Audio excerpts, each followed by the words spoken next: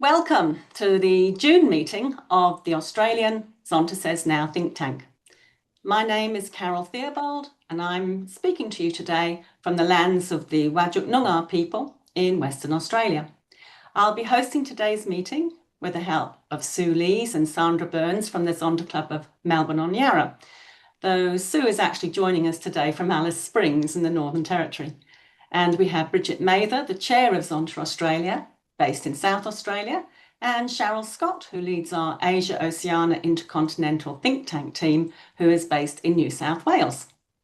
The theme of today's meeting is what to do when something is no longer fit for purpose, and it'll all become clear as we move on. Before we begin, I'd like to cover some housekeeping. Just say hi in the chat and tell us where you're calling from today. And please use the chat line to make comments, keep your microphone on mute, ask short, succinct questions, and use welcoming and inclusive language. This is our program for today, and I'm going to hand over to Bridget to do our welcome and introduction. Over to you, Bridget. Thanks, Carol.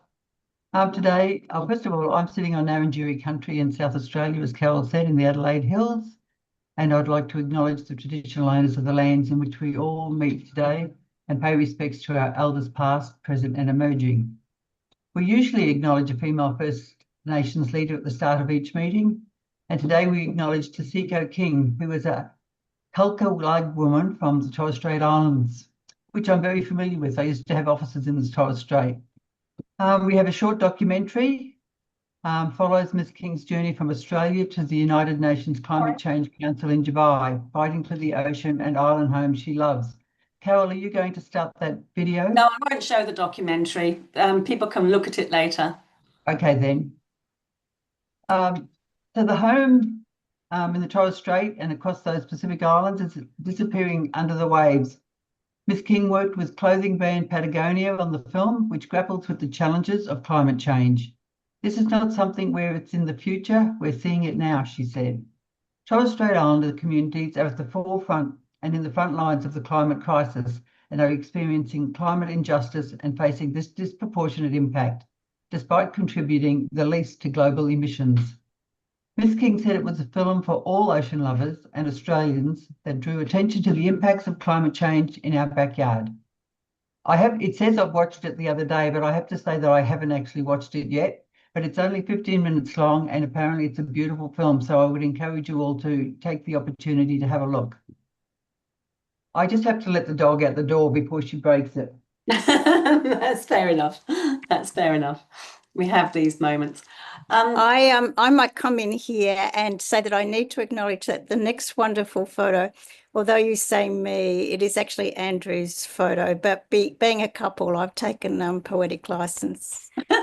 So this onto a gallery.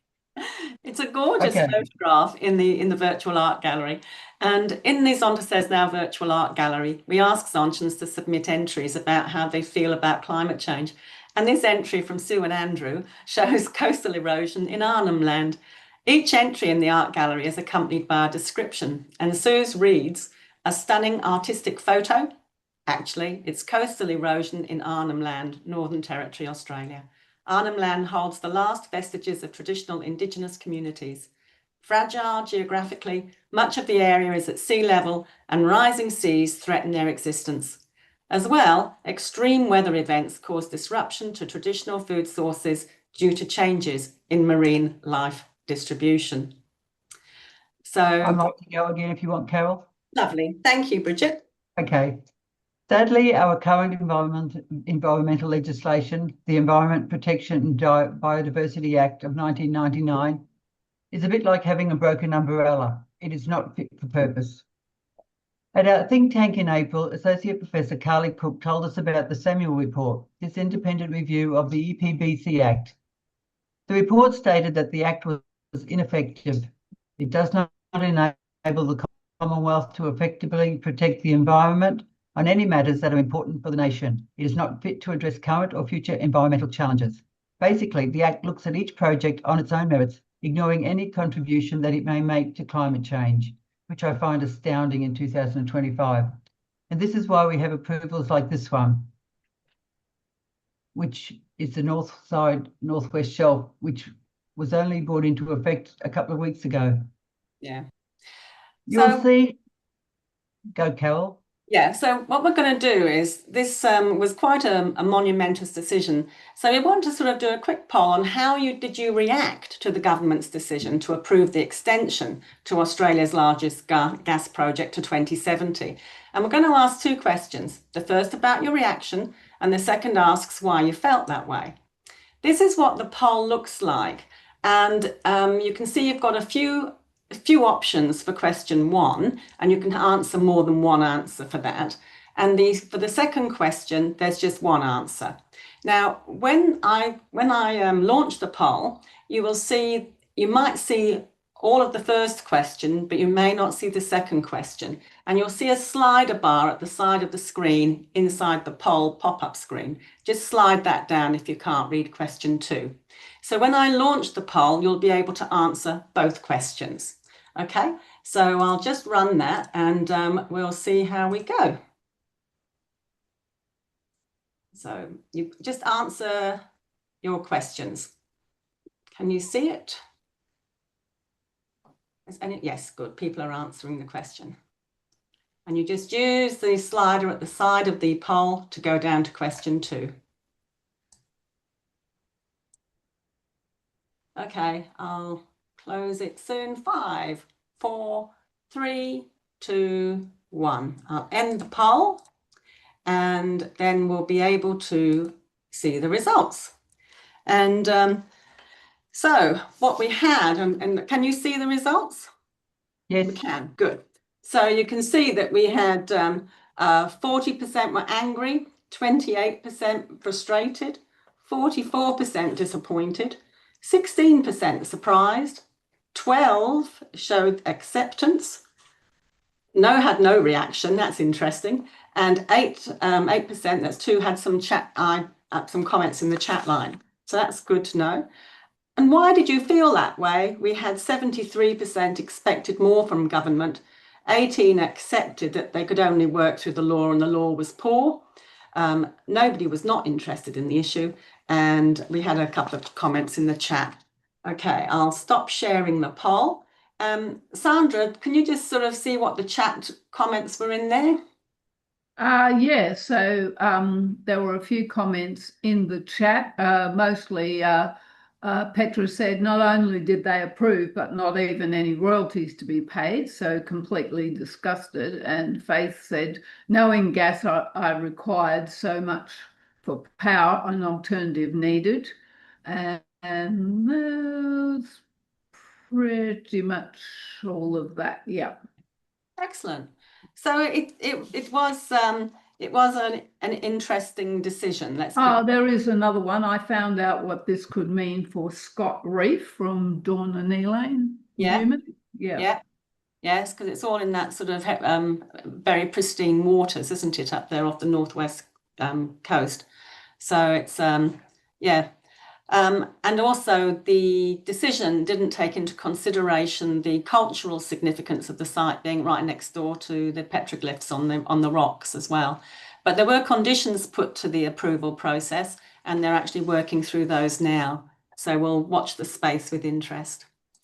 So I just want to, I'll continue with this one, seeing as how I can explain my picture. Going back to the virtual art gallery, my own entry was based on a quote by St. Augustine, who said that hope has 2 beautiful daughters, anger at what is happening and courage to do something about it. When I realised the disproportionate impact that climate change had on women and girls, I got very angry and dug deep to find the courage to do something about it. And the result was Zonta Says Now. Through Zonta Says Now, I found so many other people, like you all are today, sharing the journey for a more sustainable world, and this fills me with hope for the future.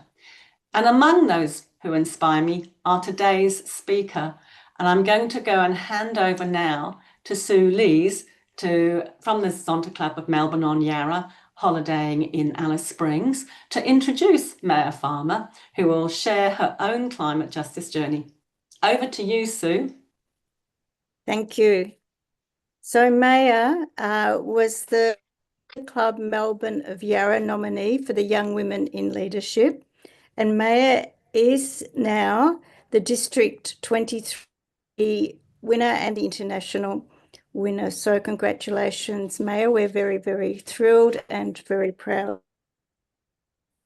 Maya studies science at the University of Melbourne, majoring in psychology, and currently aims to pursue postgraduate studies in medicine, inspired by her childhood in regional New South Wales and seeing what the needs are there, particularly with women. Climate advocacy has been a significant part of her life, from organising protests with School Strike for Climate and volunteering with the Australian Youth Climate Coalition, to attending COP29 in Baku, Azerbaijan, as an Australian Youth for International Climate Engagement Youth Delegate.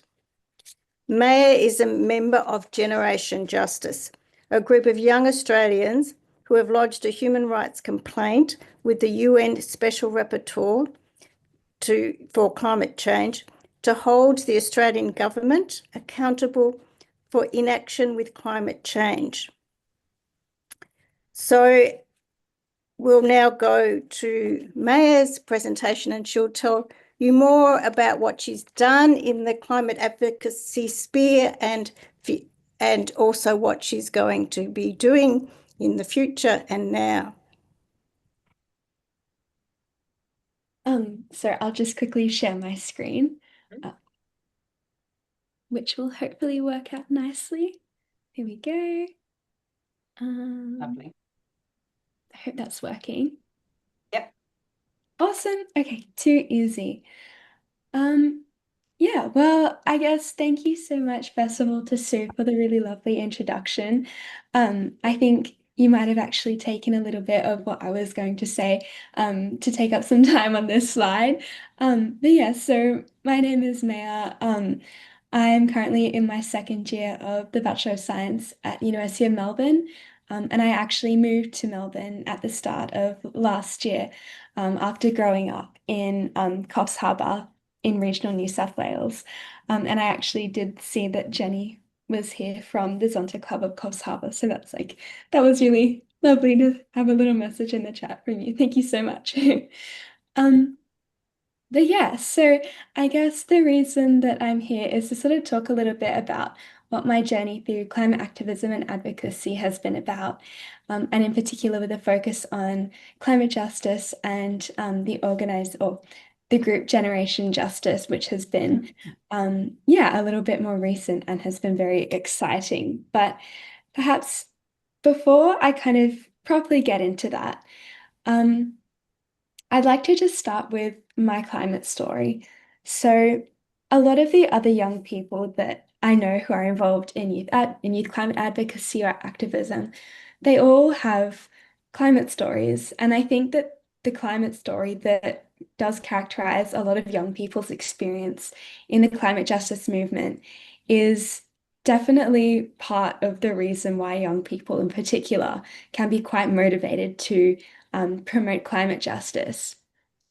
So for me, what my climate story looks like, I know that I did grow up experiencing a lot of the impacts of climate change, whether that be from, I guess, countless years of hottest summers ever to the 2019-2020 Black Summer bushfires.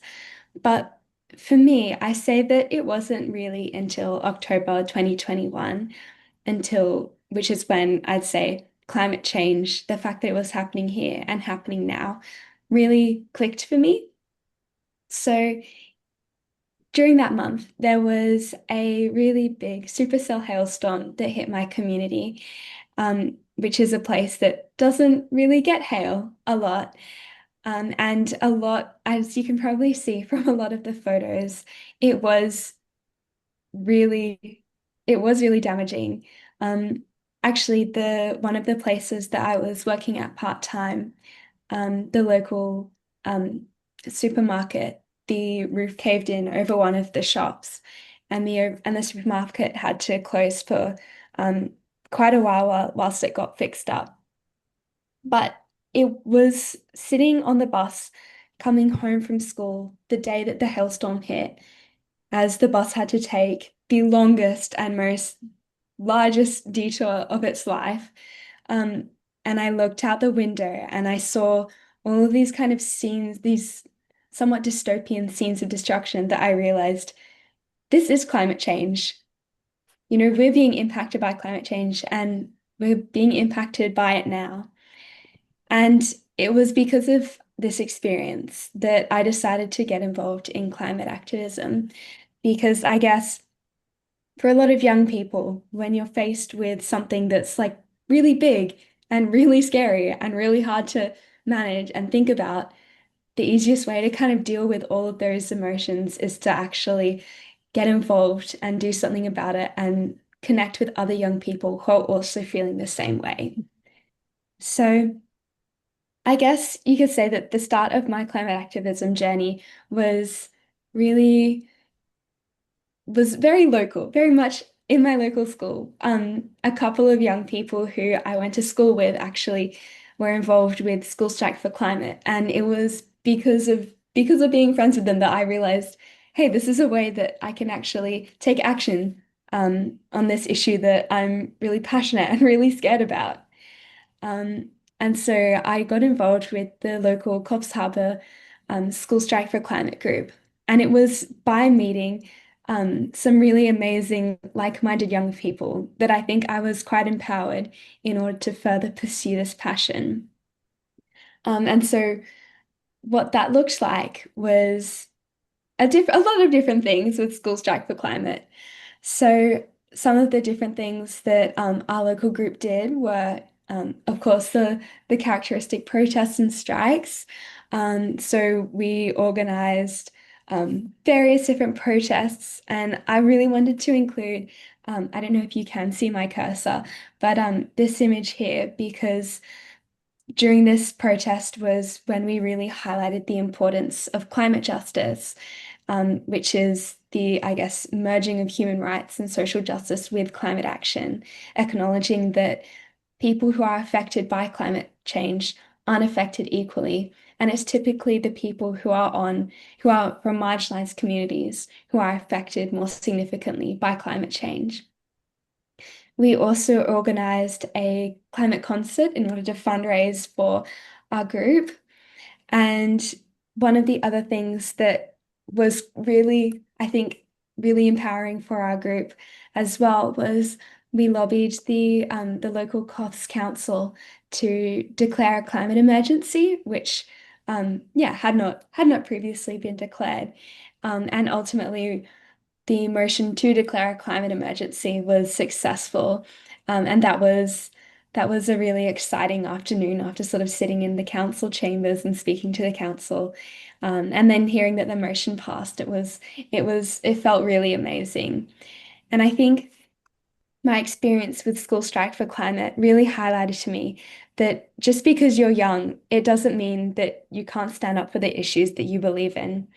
All it takes is passion, determination, and often a little bit of support. And for me, that support came in the form of like-minded, passionate peers. And it was through forging these connections that I think my, I guess, journey with climate activism and advocacy was really able to begin. And one of the ways in which I guess things sort of went on from there was that by meeting some really amazing young people, I got involved with the organization, the Australian Youth Climate Coalition. And so that through them, I've had the opportunity to engage with a lot of different ways to promote climate action, which I'm so very grateful for. This has included going a Canberra lobbying trip. So at the start of last year, a group of young people from AYCC, we went to Canberra and booked a lot of meetings with a lot of different MPs, with the aim of highlighting the importance of climate change and trying to put climate change and climate action at the top of the agenda for the year. I had the opportunity to speak at on Win News as a part of their lobbying trip. And I think that experience for me, and just in general with AYCC, it has really highlighted to me the importance of storytelling in climate advocacy and activism. And I think that is why I decided to start with my little climate story, because it's through hearing the different stories of lots and lots of different people from all across Australia and all across the world that we can really appreciate the diverse ways in which climate change impacts everyone, and often the ways in which climate change impacts people differently as well. And this notion of climate justice has definitely been really highlighted to me throughout volunteering with the Australian Youth Climate Coalition. And that has also, and I think one of the reasons in which why the notion of climate justice has really resonated with me is that it definitely highlights how gender minorities are particularly impacted by climate change. And given my own passion for gender equality, that has been something that I've been really interested and really passionate about. And I guess one of the reasons why I'm very excited to be speaking here today, given Zonta Says Now's work at the intersection of gender equality and climate change. Additionally, with AYCC, there's been a lot of different really cool campaigns that I've had the ability to volunteer with. So during this year, with the election, we had this Vote for Climate Justice campaign in which it was sort of kind of like a petition, and that we handed out pledges where people sort of signed their name to it and said, I will vote for climate justice in this election. And that sort of functioned as a way to highlight that people care about climate justice, and when they go to vote, they will be voting with climate justice in mind, as a way to highlight to MPs and the government that climate change isn't an issue that isn't really important right now, and that they must, I guess, improve their climate policies in order to, continually be supported by people. Another campaign that the AYCC does is the Step Up for Climate Justice campaign, and that looks like a couple of weeks in the month of September, in which lots of young people do lots of really different cool challenges in order to raise money for the AYCC. So last year I went on a few hikes with my dad, which was lovely, in order to fundraise for the AYCC. And that's a lot of fun. And I think one of the reasons why the Step Up for Climate Justice campaign is so effective is that the people who are engaging in the campaign are getting out into nature and really realizing that, this is what we're fighting to protect. And I think that's really invigorating, particularly in, I guess, a context in which things like the shelf expansion, and when disappointments and frustrating decisions and policies that make you angry happen. And so that's like a really lovely campaign that the AYCC does. Additionally, I also had the opportunity with the organisation Australian Youth for International Climate Engagement to go to COP29 last year in Baku, Azerbaijan. I really can't emphasize how absolutely life-changing this experience was, and I'm so beyond grateful to the organisation AFICE for giving me the opportunity to go.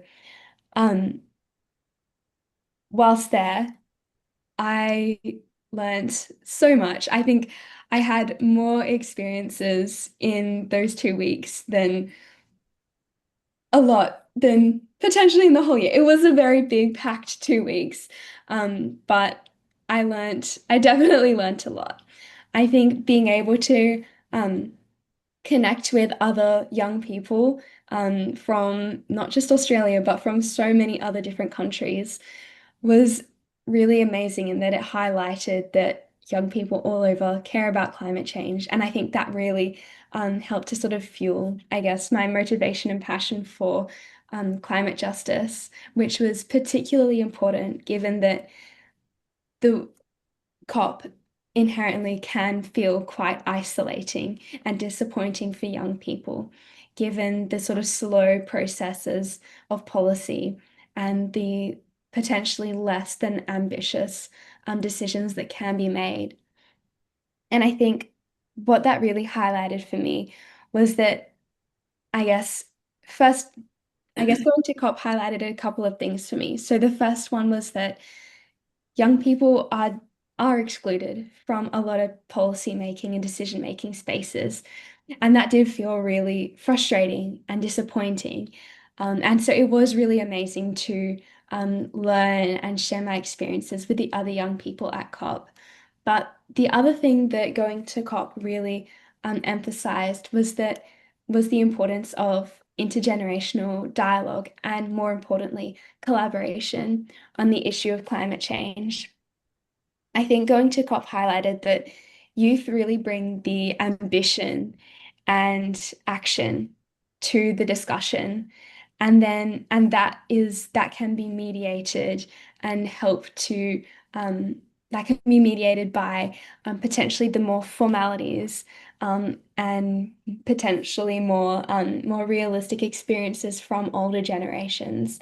And I think it's really important to have that balance between ambition and realism and action and more formal policy-making processes, because that's how sustainable, real change can be made. And that, I guess, that really highlighted to me the need for young people to be included in policy-making spaces, but included in a way that the dialogue that is produced from these spaces is really productive and beneficial. But yeah, I guess all of my experiences from SSBC to AYCC to COP29 have really informed my experience going into Generation Justice. So as Sue did give an overview of, Generation Justice is a group of 9 young people. We have made a complaint to the UN Special Rapporteur on Climate Change, arguing that the Australian government, in pursuing non-ambitious climate policies, is in breach of our international human rights. And so, what does the complaint include? So that highlights a lot of the different experiences of all of the 9 young people involved in the complaint. And I think what I really do want to highlight is that these 9 young people, we are from all over Australia, from so many different backgrounds, so many different life experiences. And I think that's one of the things that makes Generation Justice and makes the complaint so unique, in that there are young people as young as like 13 and still in high school, and there are people who are studying their masters.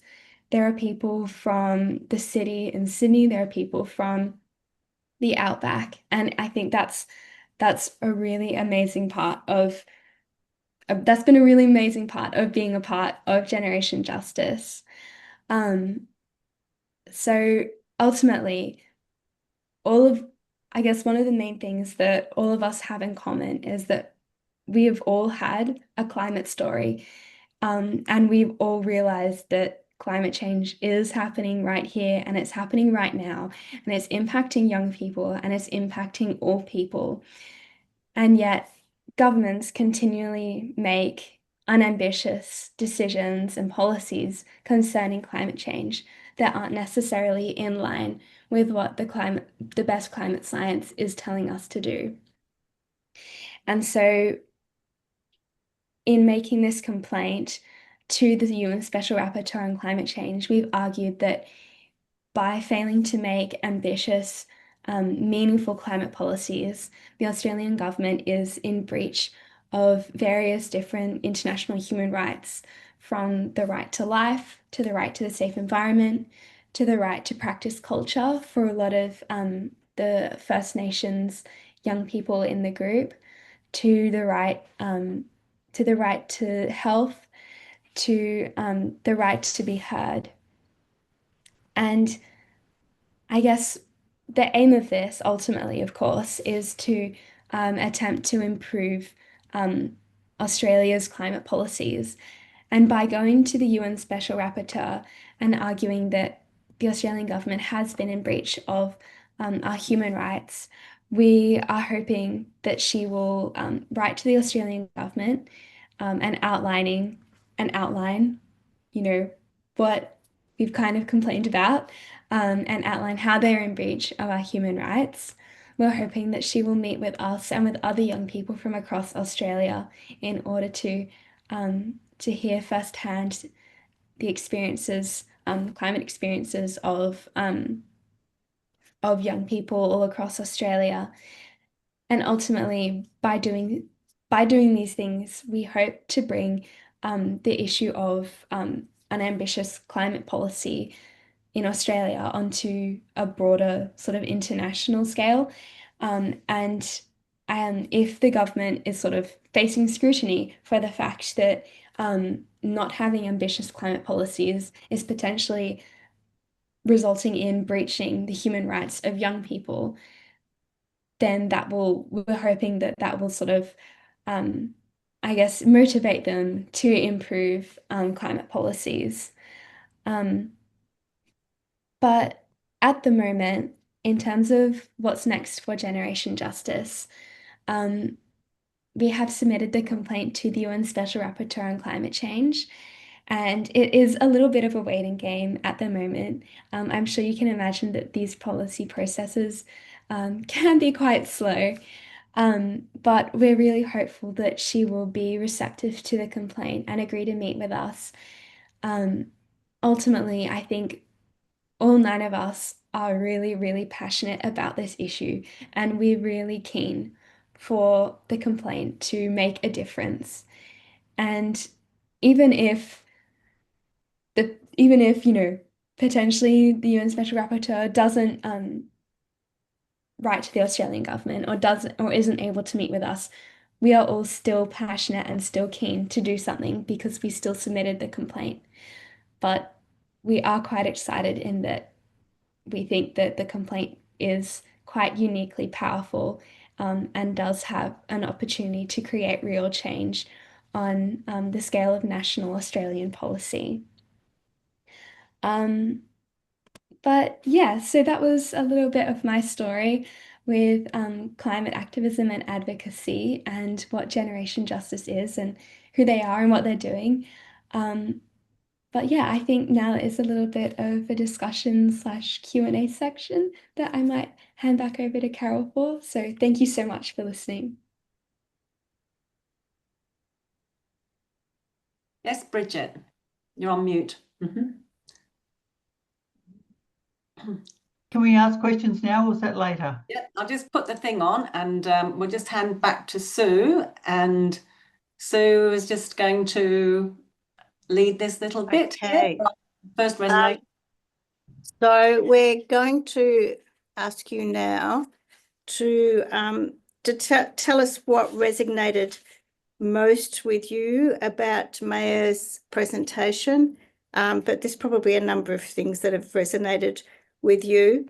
For me, I have to say that it's basically the fact that young people have put their minds around the social justice consequences of climate change so much earlier and in many ways better than our generation has ever done. And I think that comes back to Maya's point about, the young people have the minds, they have the passion, literally they have the thinking, but they need kind of our experience and to kind of help them on the way. But, they're just in an amazing force that we really need to get behind. So, and Pam Sloss says here and the energy too. Yes, Pam, that's very true. So I'll open the discussion, and Bridget, you're first. Beauty. So, Maya, thank you very much. That was wonderful. When you were talking about COP and living in Adelaide, we're pretty excited that it may come to Adelaide for next year. And the unfortunate thing is, if the troubles around the world continue, we're probably a shoo-in just because of our distance and safety. But let's see how it goes. You made a comment that the speed of discussion and activity at a big international function like that is incredibly slow. And I suppose if, from a Zonta point of view, or even Zonta Australia, we were to write to the Premier and the Prime Minister to say, what would you want to tell them about COP31 from what you learned about COP29 in terms of what you would like to see changed, or well, if you had your serendipity hat on, what would it be? In terms of process, I suppose. That's definitely a really big question, but a really good question too. I think going to COP29 and sort of being able to sort of have a look into the negotiation rooms and sort of sit and watch the negotiators at times kind of like argue over the placement of like a couple of words. Um, I mean, obviously, I understand that that is important, and all of the like the terminology and the phrasing of policies is really can be really impactful on the broader scale of things. But I think ultimately what that really highlighted to me, like I mentioned before, is the importance of including youth voices in that space. I know that a few countries have implemented like youth negotiators programs where young people are like go through the program and are trained up to actually negotiate like on behalf of their country, which is really amazing. And I think including young people's voices in that space, like I mentioned before, can help to bring some of the like ambition and need for action that might potentially be lacking in some of those policy making spaces that can contribute to at times like a potential stagnation of processes.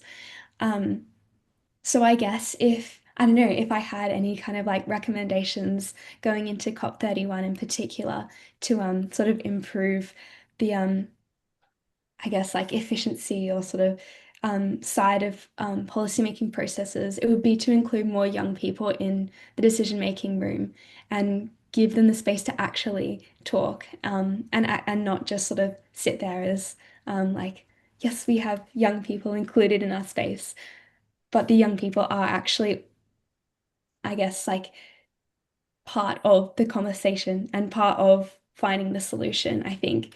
I'm not sure if that was very eloquent at all, but I hope that made some sort of sense.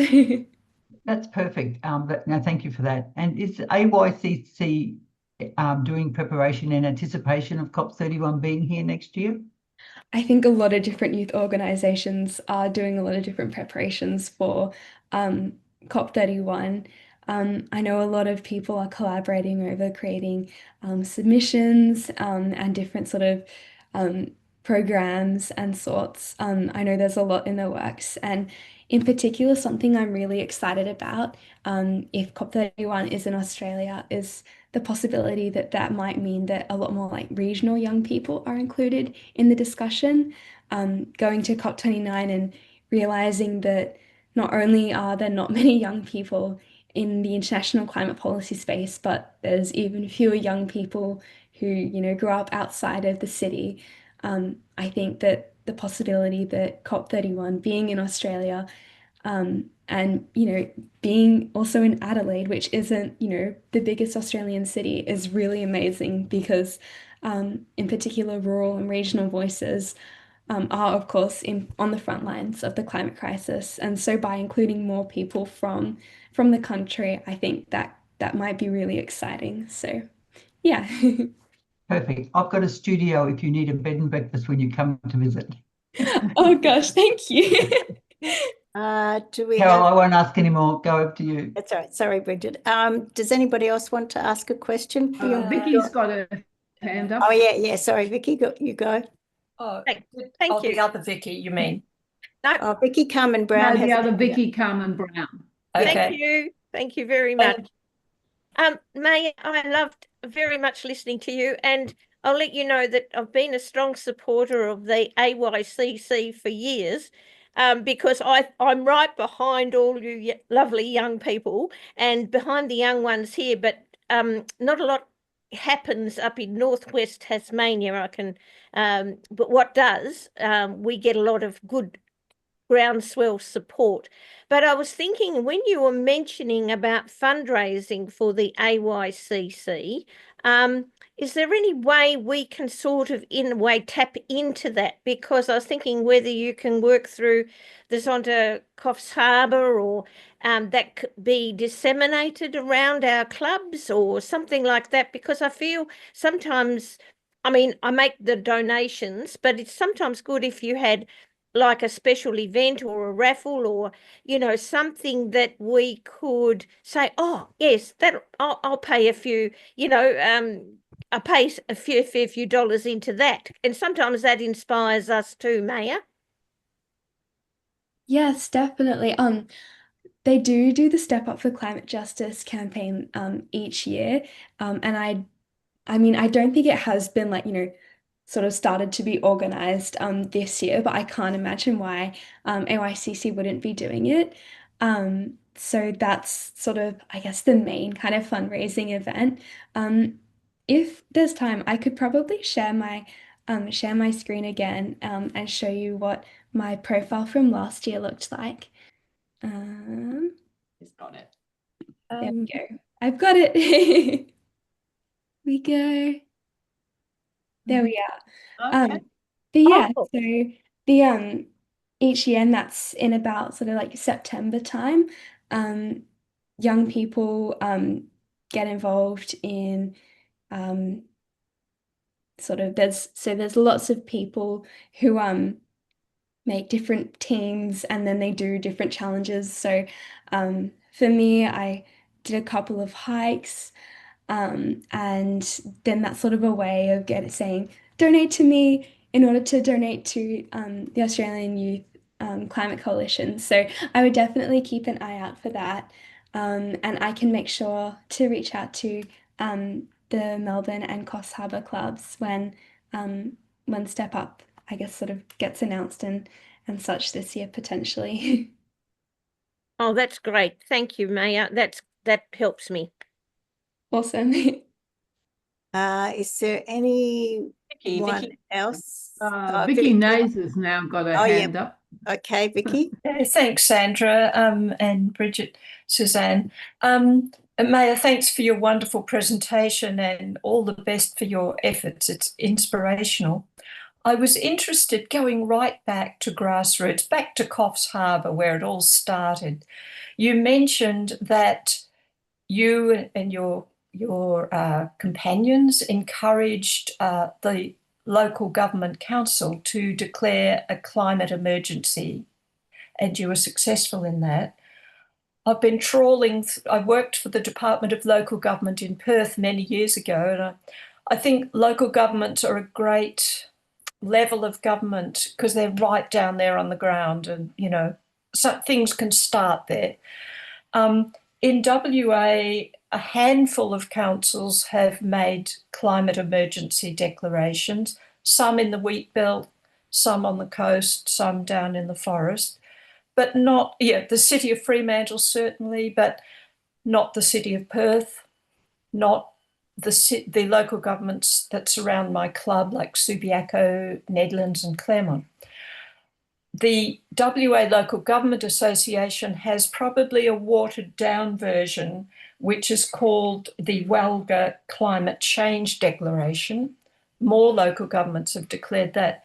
But I'm interested, after your local government in Coffs Harbour declared a climate change emergency, what was the practical result of that? Do you think that led to more enlightened policies and changes to regulations, whatever? Because if so, perhaps my club could advocate to the City of Perth and our surrounding local governments to do an emergency, climate declaration.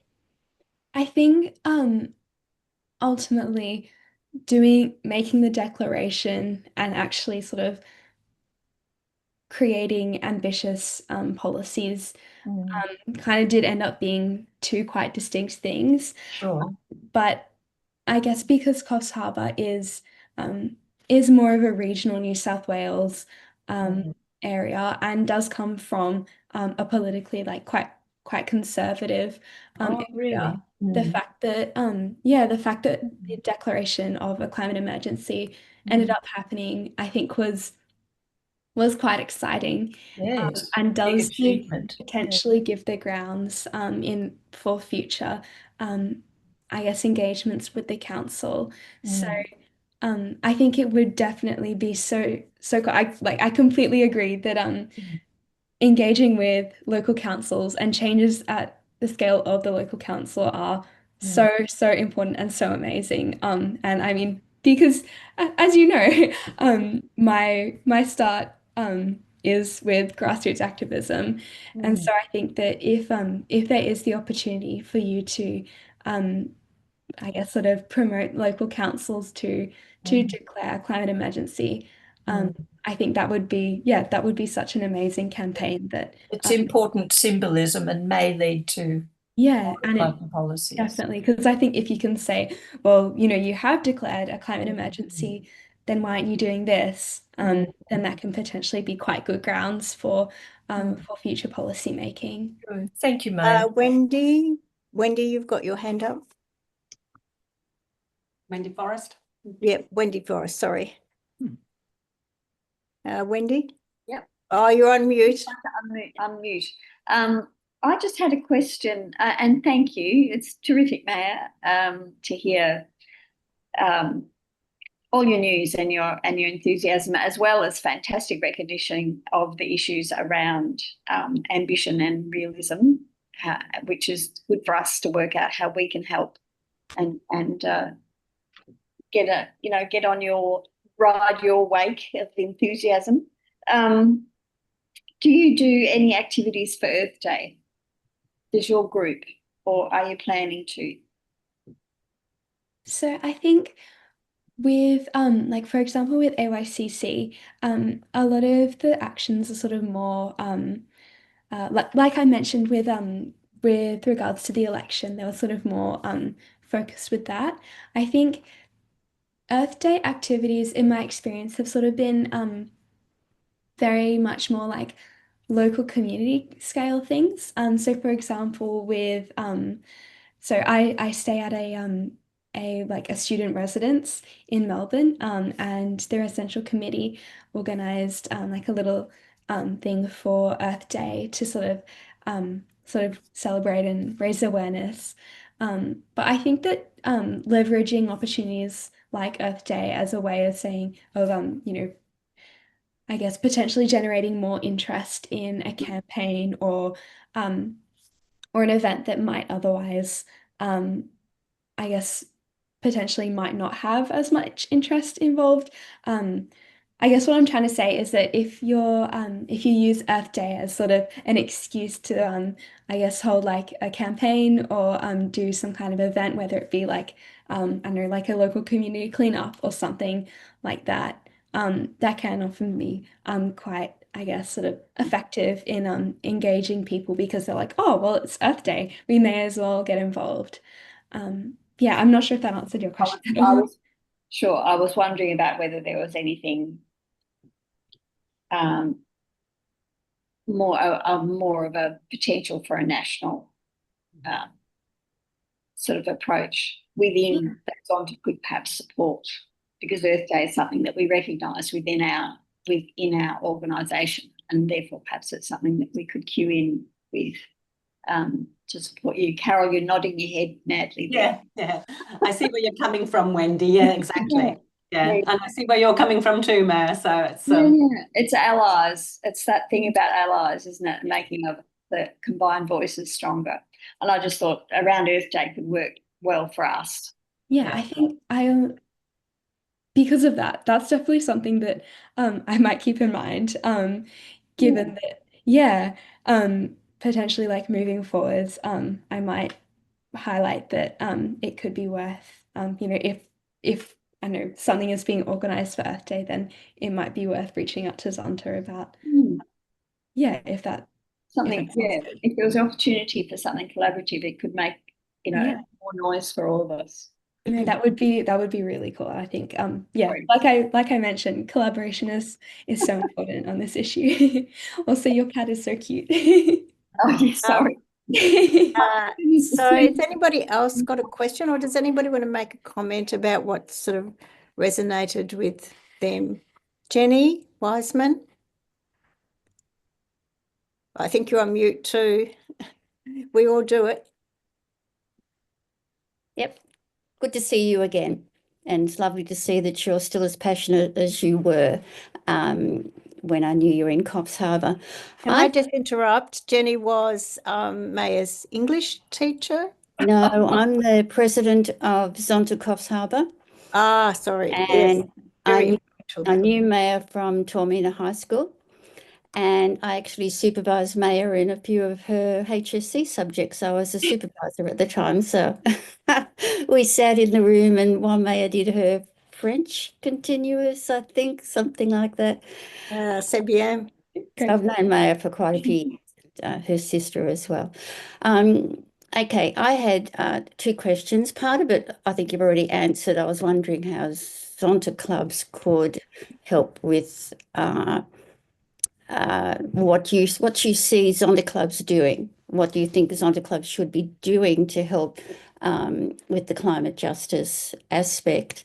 And also, have you thought of reaching out to regional areas and spreading the climate justice idea out to other areas? Because I know that especially in Coffs Harbour, there's a lot of groups of young people who just need direction.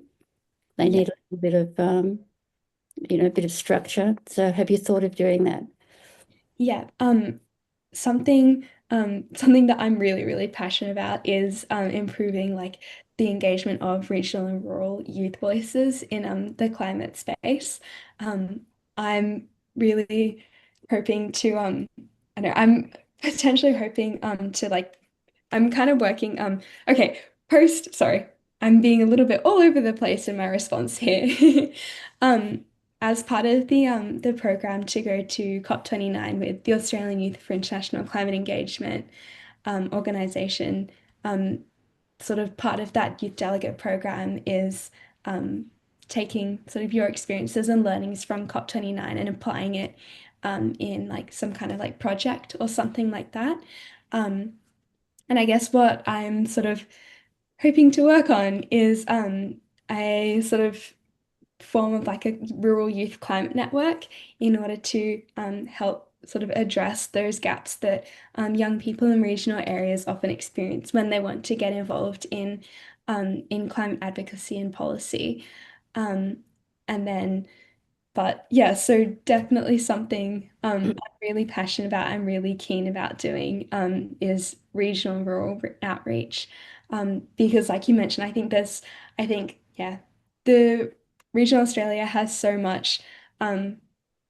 many young people who are so passionate about climate change and has like there's like infinite potential for collaboration and yeah, I'm just massive yes to doing regional outreach. And then I think your first question was how can Zonta collaborate with young people? I think the main way is through that sort of like intergenerational dialogue. And I think sort of mutual kind of like benefit. I know Zonta does have quite a big platform in a lot of different spaces. And so potentially maybe I know inviting young people to sort of to like engage on those spaces as well. I guess sort of helping to open the door and put a foot in the door for young people. And like amplifying youth campaigns, supporting youth campaigns. I think there's a lot of opportunity and potential for collaboration. And I think, I mean, I know I'm very inspired by Zonta. And I think the fact that Zonta really recognizes the importance of climate justice is, I think, one of the really key ways in which young people might be able to collaborate with Zonta, given that I think climate justice and that notion is sort of a cornerstone of a lot of the youth climate movement. Yeah, sorry, I think that was a bit of an all over the place response. So sorry about that. Thank you. Thanks, Well, I Jan. think I'll close the discussion now. One And last is there anything in the chat line that we need to be aware of before I close the discussion? There's a lot of very positive comments there, Maya, in the chat line and congratulating you. So I suggest you have a look in the chat line and read what people are saying and how impressed they are with All what right, you're Maya, doing in your work. before we let you go, I just have to say that Joanna and I have a little secret that we know that the others don't actually know until I tell you, is that Maya actually did not get the Zonta Young Women in Leadership Awards for her work like Generation Justice. Some of it was for the climate action work, but Generation Justice has actually started after you put in your application for the Young Women in Leadership Award. So you can just imagine what else was in her application. So we're very, very proud of you, Maya. We're really looking forward to working with you, your organisations, as much as we can in the future, and we're very excited to keep up with you in the future and help you as much as we can. Right. Thank you so much, Sue. That's really, really lovely of you. And yeah, thank you very much for being invited to speak today. It was very exciting. Yeah, I have so much admiration for Zonta. So yeah, just a very big, big thank you. And you need to go and study now. I probably should, yeah. Thank you so much. No, it's beautiful. Thank you so much. You're very welcome to stay and hang on a bit if you want to, but I think I might have to. that's But great. thank you so much. So you're always welcome to join any of our think tanks at any time, Maya. So don't be a stranger. Okay. Absolutely. Thank you so much, Carol. So, you know, we're really welcome to see you. And so we had a bit of a discussion just now with Maya about what we can do, but I did sort of have a little think through how we can apply the Zonta Says Now framework for action. I'll just quickly go through this because we've actually had quite a good discussion already, but just to show how it could work. So when we're gathering the facts, we must understand how the decisions made today will protect the people of tomorrow.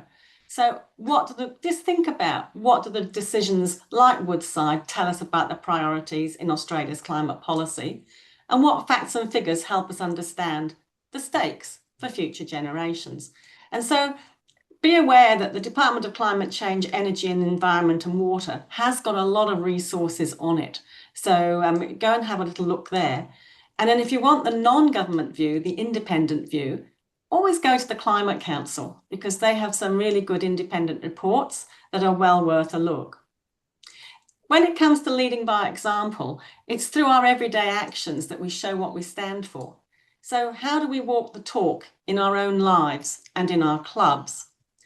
And also, we can go to 1 Million Women. They have some really good ideas in there for what you can do personally to reduce your carbon footprint. At the moment, they're focusing on electrification of homes, etc. And you can pick up a lot of information through them. And what initiatives could your Zonta Club take to lead in sustainability and support youth? So obviously, we did that today by having Maya come and speak to us. We're demonstrating how we can support young people. So who could you invite to your clubs to begin your intergenerational dialogues, through your Z clubs and Golden Z clubs? So there's a lot of things that we can do there through leading by example. Using our voice is effective if when we speak out, others listen. So what could we say to our community, our MPs and our networks about climate justice for young people? So in here, first of all, you need to know which MP to go to. So the Parliament of Australia has this search button and you can put in your name, postcode and electorate, but it's also got links to contacting senators and members. So they've got CSV files that you can use there as well for contact information. And how can we help Zonchans help young women like Maya be heard.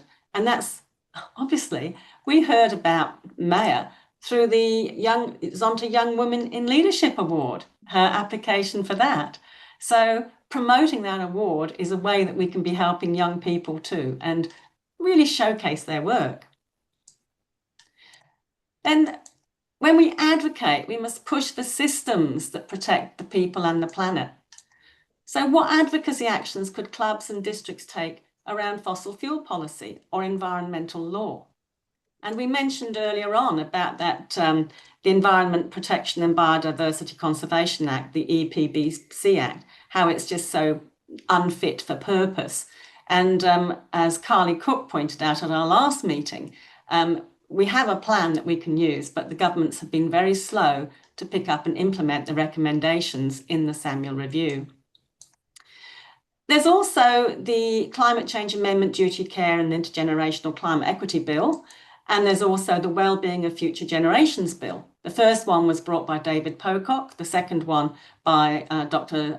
Sophie Scamps. And Anjali Sharma was behind both of those. And we had Anjali Sharma speaking at one of our earlier think tanks earlier in the year. So young people are behind a lot of these things that are happening. So what is the one local issue clubs could push to the top of the agenda? Every club is going to be different in some space. The conversation today was coming on about declaring a climate change emergency. That's an interesting one. I was reading recently about insurance. It's going to be impossible to insure a home in the not too distant future. And you can't get a mortgage without insurance. So young people are going to be locked out of owning a home in the future, basically because of climate change and not being able to borrow money. But there's also the Sweltering Cities programme. And Sweltering Cities is an advocacy group, and they have all sorts of campaigns that they can do, from having shaded bus shelters right the way through to having rental accommodation, making sure that people in rental accommodation can access a cool home, you know. So there's lots of places that we can go. And then when it comes to collaboration, together across generations, we can go further. And what partnerships could be forged between Zonta and youth-led climate groups, like the ones that Maya was talking about today? So we mustn't forget our own Z clubs and golden Z clubs. We've got an intergenerational discussion on our own backyard, in our own backyard, but I don't think we're using it as well as we could do. And what does it look like when generations work together for climate justice? Well, I think Faith's here as well, but a couple of weeks ago, Faith and I actually did a presentation to some senior high school students that were studying sustainability. And we made a game for them actually on how they can, the human impacts of a sustainable city. And we just created 24 interventions that you could use and read out the profiles of different women at different stages of their life. And the students had to decide which interventions would help those women. And that really stimulated a lot of interesting conversation. So, and that was all in the context of the Sustainable Development Goals. But something like that could be used as a tool to help trigger intergenerational conversations. So I'll just quickly do some international news. I want to give a shout out to Dawn Newman. Dawn, you're on the call, aren't you? Just want to give you the big shout out because it was through Dawn's behind the scenes activities that Lisa Blair is now an honorary Zontian. This was announced just last week. Some of you who did not go to Brisbane would have missed Lisa Blair's amazing presentation telling her story of how she sailed solo around Antarctica, not once, but twice. And an amazing advocate for climate action. Her movie, Ice Maiden, is now showing on SBS On Demand, and it's well worth a look. It just tells her story so beautifully. Then we have the fact sheet is coming soon. I'll just see if I can bring it up, just show you the fact sheet. This is currently in its final draft, but this is all about women and decision making. and sustainable decision making. And it's really just to show what that involves. So it just talks about the key facts with an executive summary, why we need women in sustainable decision making, the barriers to women's participation, solutions and strategies for inclusion, what Zontians can do, and some references. But it starts off with just a little infographic, some key facts put together, works through the exec summary, and then why do we need it? There's 4 chapters for each. When you get more women in decision making, you get better climate policies. When you get inclusive decision making, you get stronger policies. The women being involved can really drive the green economic growth, and women in environmental stewardship is renowned around the world because women really make up a lot of the grassroots action. The barriers are there: gender stereotypes, social norms, institutional and political barriers, limited access to education and skills development, the economic barriers, and then we go into the solutions and the strategies for inclusion, having all those international frameworks and agreements which all refer to the importance of having women involved in decision making, the capacity building and education. You've got the work program on gender that goes with the Paris Agreement, for example, the OECD toolkit for gender equality, all sorts of tools. The financial inclusion and economic empowerment, Green Climate Fund, things like this. Then you've got how women are leading the change through governments and corporate boards, and how we can get more in there. And then what Zontians can do, applying the framework, gathering the facts, leading by example, using our voice, advocating and collaborating. It's a solidly referenced document, so there's about 8 pages of references there. So you can check all the hyperlinks and you can see all the things that are there. So that'll be coming out soon. I'll just put that one on. Good. There's a question, Bridget, you had your hand up. Oh, when will that be ready? It's the final draft is going to Zonta International on Monday. So it'll have to work through the approval process at Zonta International, but hope to have it up soon on the international website. I reckon I can have a draft copy. I'll ask you out of session, but yeah, I can send you a sneaky draft copy for a review. That's a pleasure. Okay, so just want you to be aware that that is in the wind. And with the virtual art gallery, this is another exhibit from it. And this was from the Zonta Club of Schenectady near New York, I think. How you say it. And they created this work. It says Zonta Says Now, and they just created it out of recycled and upcycled material. And so it just shows you the sorts of things that people are doing. But we'll be starting to gather submissions for the 2026 collection from July the 1st. So I just want you to be aware that that is coming up soon. This event, the Global Women's Assembly for Climate Justice, is also coming up soon, and that's being held between June the 23rd to the 28th, and it's a virtual global forum and it's free. The only downside is, look at the time, 1 a.m. to 6 a.m. each day of the week in Western Australia. So that'll be, 3 till 8 in other parts of Australia. But it's basically the who's who of climate justice around the world. And you've got Christiana Figueres, the former executive director of the United Nations Framework on Climate Change, who was the executive secretary when the Paris Agreement was signed. Fleur Newman, who leads the Gender Action team in Bonn for the Paris Agreement. Mary Robinson, former president of Ireland, who leads Project Dandelion, the International Group for Climate Justice. She's also one of the elders, which is a group that a lot of climate leaders around the world seek advice from.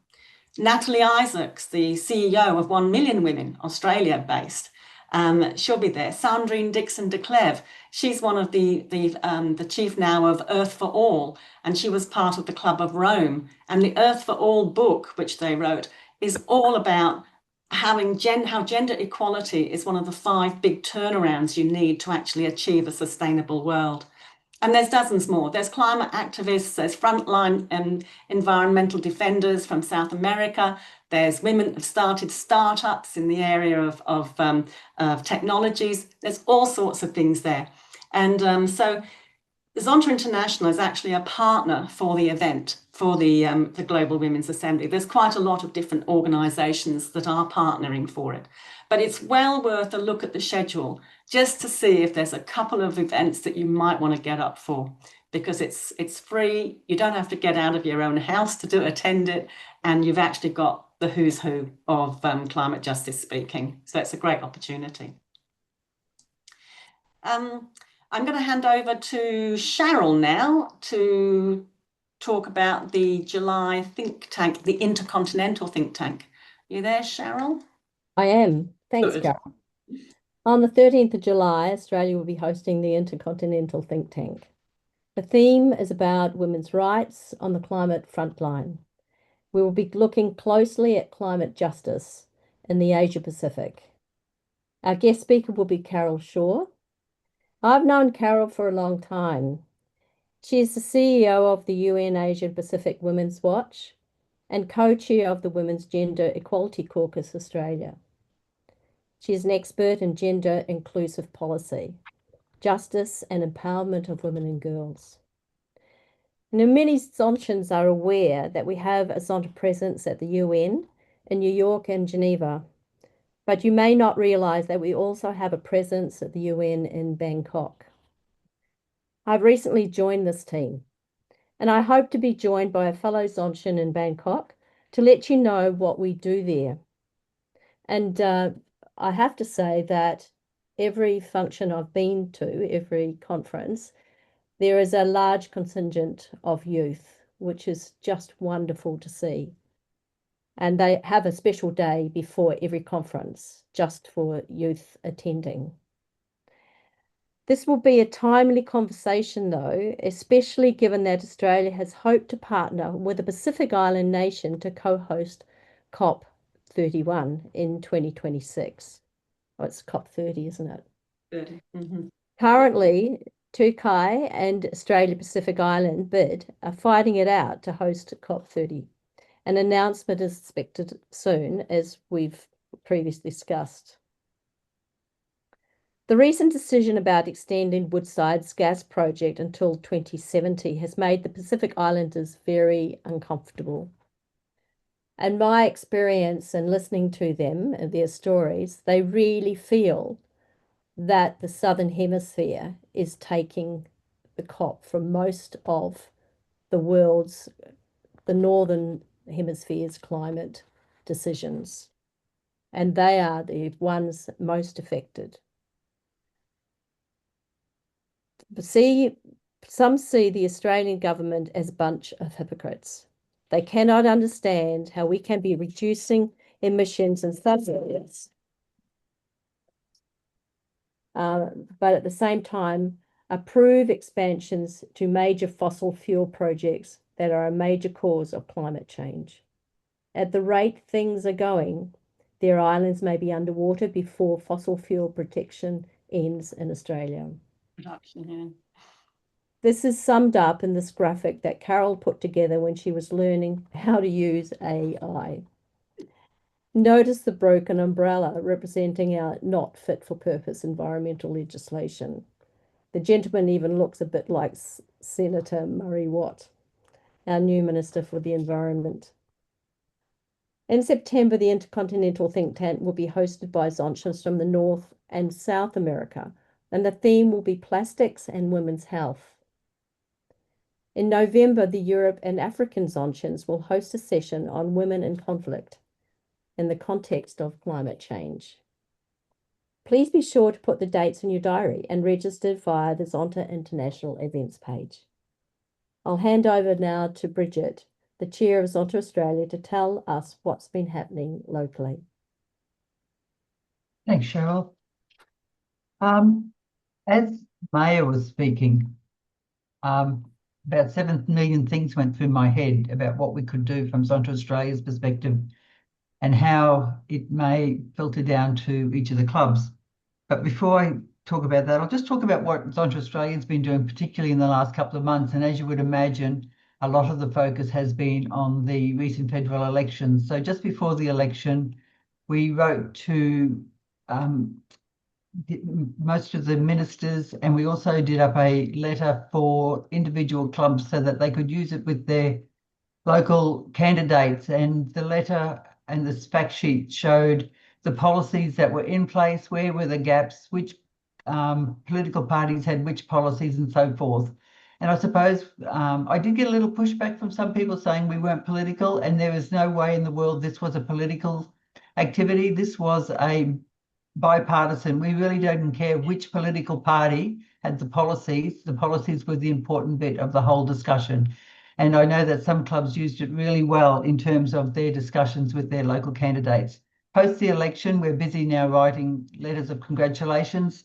From Zonta Australia's perspective, it's to the ministers, again, just reminding them who Zonta is and what we do. And that letter is now promulgated also through to the clubs. So you can use, the clubs can use it at the local level with their successful politicians. And I would encourage the letter of congratulations to go to all politicians that clubs interact with, including the senators. So that's now well and truly on the way. There's probably not a lot else that has happened in the last couple of months since we last spoke. We are still looking at how we may get together some interested bodies around a think tank type of environment, a bit like Carol runs now with the Zonta Says Now. We think that it's a model that we can use for other issues. We know that we have a club or a group of clubs who are strongly interested in Afghan women and the issues over there. We also know that there's a group who are interested in just the COP31 by itself, not just necessarily, I know it's a environmental thing. So how do we harness that energy across all of Australia so that there's involvement? And again, it's about amplifying our voices and also creating partnerships with some like-minded organisations in areas where we think we can get a louder voice, if you like. Petra, I know Petra's on the line with me somewhere. Petra, have I forgotten anything? No, so I did attend a session, and I think Cheryl was on it last week as well, from the Women's Climate Congress, and it was fascinating actually because it was more about the intersection with politics and therefore those issues of gender equality. And they had the UK leader of a group called Compassion in Politics, and they're about to set up here in Australia. So I've already emailed them and said, hey, contact us once you're here and we'd love to touch base. And one of their other speakers was from, again, then a fairly youth-led group called Next 25, and they're all about training up female politicians and getting female politicians to connect across party lines so they can see each other as people and recognise the value of women in politics and what women bring to politics that is special. And, you know, hopefully therefore encouraging them to work better together. So both of those, I also sent an email to that group as well. So both of them, I think, are potentially people that Zonta Australia, groups that Zonta Australia can connect with. It was actually a really, really interesting session. Thanks, Petra. I suppose the last thing to say is with Maya's presentation, I think it's issued a challenge to all Zonta clubs to maybe even think of one thing they could do interacting with a local group of young people who are active in the climate space. I'm sure we all have one where we could invite to a dinner meeting to make those connections. When she was talking about the local government, I think one of the tasks that we might do from Zonta Australia is write to the Australian Local Government Association and ask them about declaring a climate emergency. I'm pretty certain they have, so I have to go digging a little bit. But then also encouraging each of the directors to write to the state local government associations, and then again, similar to other advocacy letters, let it trickle down then for clubs to write to their local government, local councils to similarly declare a climate change. I know that there are some councils across South Australia who have done that, a bit like WA. And I know that there are a few across the world, Australia, but it's probably less rather than more at the moment. So I think it's probably a worthwhile campaign that would again galvanise people's thoughts, particularly in the local government area. Yeah. That's probably about it from me, Carol, unless there's any questions. You may have seen the movie Ocean that came out recently with David Attenborough. It's amazing to think he did this when he's 99. Absolutely amazing guy. But it was quite timely because currently, well, it's just finished yesterday. They had the 3rd United Nations Ocean Conference, UNOC 3. And this is where a lot of the players that you get around the ocean space, and it could be national delegates, it could be academics, it could be civil society, and their theme of their conference was accelerating action and mobilising all actors to conserve and sustainably use the ocean. And they hope to come out with the Nice Ocean Action Plan, which will actually raise the ambition to try and get more happening in the ocean space. The event was hosted by France and Costa Rica, and it's all around SDG 14, life below water. You may not realise that the oceans actually absorb 90% of carbon dioxide emissions, and that's one of the reasons the oceans are warming up. And as they warm, they expand, which is why you get rising sea levels. And also, the oceans are becoming far more acidic. And the main key areas that they're looking at here as well are also the overfishing, because so many people rely on the oceans for their livelihood. And we're getting advanced fishing techniques now that basically just scrape up the bottom of the ocean, and it causes a big problem. The other thing they're also looking at is plastics, because plastic is really interfering with everything in the ocean too. So an interesting conference. We'll see what comes out of it. This is what Petra was talking about, the Women's Climate Congress. Their conversation that Petra referred to, that video is now online. They do it as an audio and as a video, so as you can watch that. And this was the people that Petra was referring to. The Women's Climate Congress is free to join, and they also have a book club. If you're a member, you can go to the book club, and the current book is Devi Lockwood's 1001 Voices, which will be discussed in July. So it's worthwhile having a look, seeing what they're up to. Our other like-minded organisations is the Women's Environmental Leadership Australia, WELA, was on their website the other day, and they've really ramped up the actions that they do. They have webinars on tools for change makers. They've got the Jedi Learning Circles. The Jedi Learning Circles are free to attend. Some of these other tools, these other workshops cost about $45. But that's another organisation to have a little look at. Gender Disaster Australia, I did their a day-long face-to-face course with them last week. It was really interesting, and talking about breaking down those gendered norms that can actually cost lives in an emergency. So they've had sponsorship, so they can actually provide the training for free at the moment. And so if you go online, you can see that they've got different courses throughout the year, and it's really worthwhile to have a sit in with that, and just to be aware of the things that they can do. They have some really good videos that they show as well, and have some amazing conversations. I really enjoyed my day and learnt a lot. And finally, I just want to finish with some good news. Reha!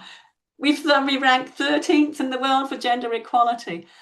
The interesting thing is, when we started Zonta Says Now in 2020, well, in 2021, I was doing presentations of the same thing, and we ranked 50 out of 156. So in the last 4 years, we've gone up to 13. Is that because other people are going down, Carol, or because we are actually moving up? We don't go. We're doing better than we were. I mean, in those early days in 2021, I mean, we were just dreadful. We had a really toxic Parliament situation, and I reflect back, and you see this now. I think, wow, that is just amazing. So we are. It's nice to have a bit of good news. I'd be wondering where they got the data and what data they're looking at to get the 13th though. Okay, well, what they do is it's from the World Economic Forum, and it's the Global Gender Gap Net Index, and they do it all the time. And there's 4 different areas that they look at, and where we used to fall down before was our representation in Parliament. Yeah. And so it's the more females in Parliament that's really boosted us up. And at the moment, I think we've just about got a majority of women in the Parliament. You know, it's very close. So it's that's been the big difference. That's been the game changer. And so our next meeting will be on Saturday, the 9th of August. And our guest speaker will be Fiona Dorman, who's the president of the National Council of Women Australia. Now, weren't you going to Morocco with her, Bridget, or have you just come back? No, I'm going next weekend. Next weekend for the World Convention of the Yes. Of the Council of Women, International Council of Women. Yes. Brilliant. So we'll have a lot to look forward to. Yeah. Yes. So we expect a full report on that too, Bridget. So okay. Yeah, please register now, and so as the event is in your calendar. And I think that is, I want to thank Mayor today and my fellow co-presenters and all of you for making today's meeting so interesting. We had lots to think about, and hopefully you can't wait to get started on making a fairer world for the future generation, the next generation. So keep breathing, keep smiling, and have fun. And the system may be a bit broken at the moment, but hopefully through our Zonta advocacy, we can help to fix it. So see you in August. Thank you, Carol.